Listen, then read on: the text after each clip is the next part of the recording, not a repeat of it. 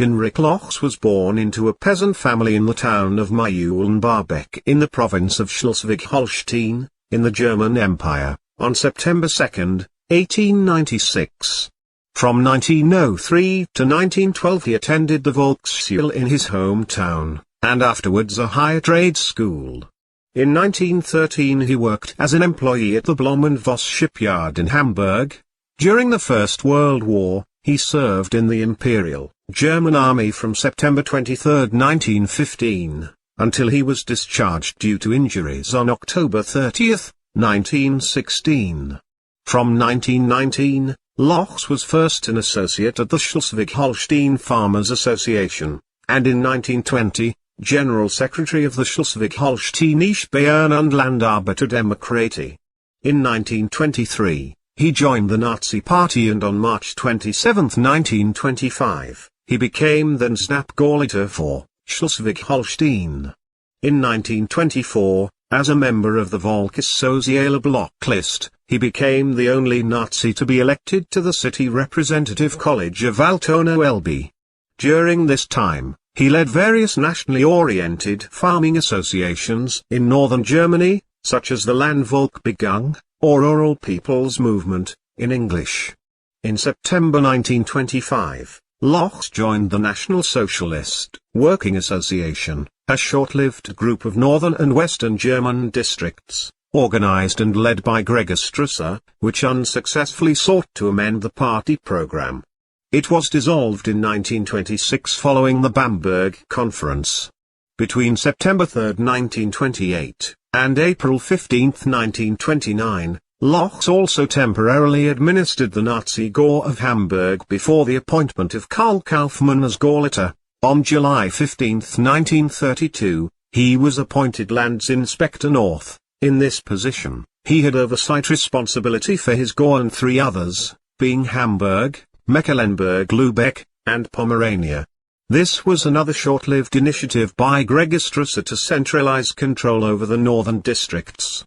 However, it was unpopular with the Gauleiters and was repealed on Strasser's fall from power in December 1932.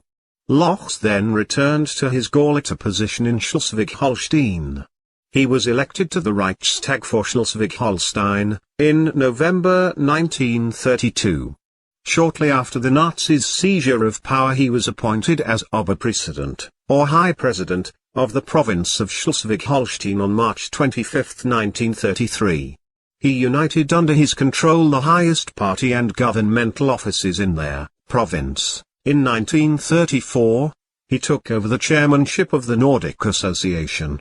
On January 1, 1937, he was promoted to Saar-Obergruppenführer, and on November 16, 1942, Lohse was appointed the Reich Defense Commissioner for his Gau, with the rest of Germany's Gauleiters.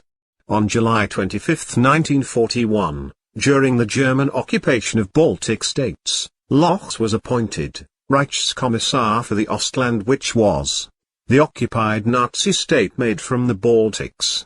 Lohse retained his functions in Schleswig-Holstein and shuttled between his two seats of Riga in Latvia, and Kiel in Germany. As Reichskommissar for Ostland and Alfred Rosenberg's deputy, he was responsible for the implementation of Nazi Germanization policies built on the foundations of the General Plan Ost, the killing of all Jews, Romani and Communists. Lohse wasn't directly responsible for the actions of the police forces and Einsatzgruppen who were under the control of SS Brigadeführer, Franz Walter Staelke, who was later appointed higher SS and police leader, and SS General, and Friedrich Jeckeln, who was the chief organizer of the Rumbula massacre. As the leader of the civil administration, he implemented, through a series of special edicts and guiding principles for the General Settlement Plan for Ostland, many of the preparatory acts that facilitated the subsequent police action, a Nazi euphemism for killing operations. In particular, he shared with Hans Adolf Prutzmann many of the responsibilities for the enslavement and ghettoization of Jews in Latvia. He fled Reichskommissariat Ostland in the autumn of 1944, back to Schleswig-Holstein, where he was given absolute rule as Gauleiter and Reich Defense Commissioner until the end of the war.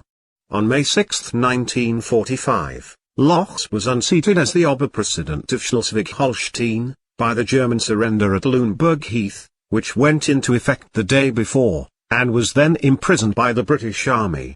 Lohse was sentenced to 10 years in prison in 1948, but was released in 1951 on health grounds.